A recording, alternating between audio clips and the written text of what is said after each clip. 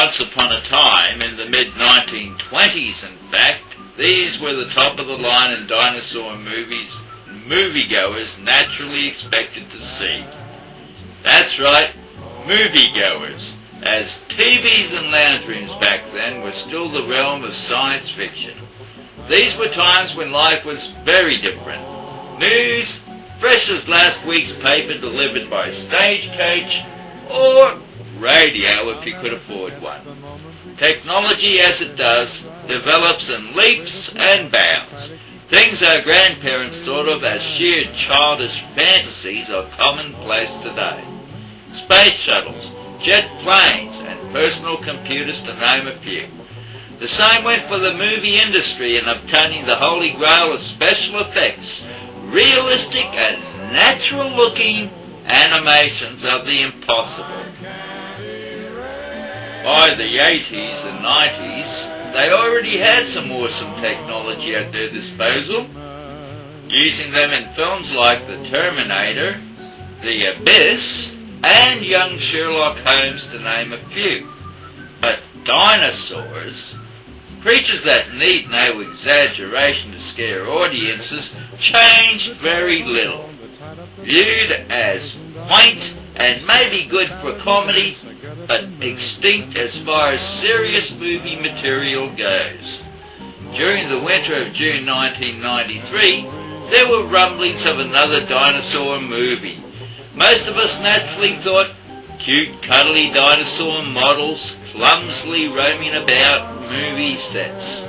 Something really for the kids. Oh, only if we knew how wrong we were. Hello and welcome. I am your host, Bruce. We'll be looking at the fascinating and intriguing world of dinosaur movies. Are they fact, fiction, or a clever collection of the two? Also, we'll be delving into what transformed them from being last on the list of science fiction movies people would want to see to being first cab off the rank moviegoers flock to see. I also want to answer some questions which, personally, I think are good ones. That is, are the awe-inspiring recreations of these dinosaurs the result of just clever guesswork and extremely talented individuals in the film industry? Or is there more to it than meets the eye? It's all these questions and a whole lot more that has motivated me to do this special. But up until then, no one thought that these old world recreations could be improved on. Movie producers, directors, and related industries would not entertain notions of a dinosaur movie as serious movie material, especially for box office record breakers. It would take a radical new approach to raise the old pictures we were used to the ranks of astounding, realistic, living, breathing animals not seen for 65 million years.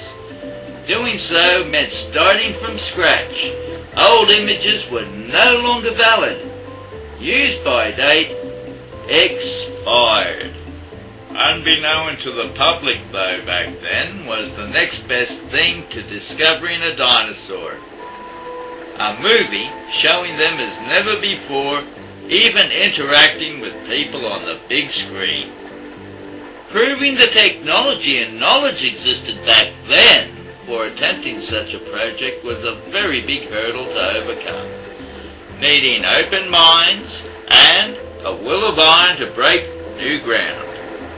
Accuracy and realism was vital in animating dinosaurs as close as possible to how they looked, if it was to reignite the interest of the general public, bringing people back from all walks of life to witness the most stupendous, grand, even terrifying animals, to have ever walked this earth, doing it so well that people would beg to ask, how did they make them so lifelike?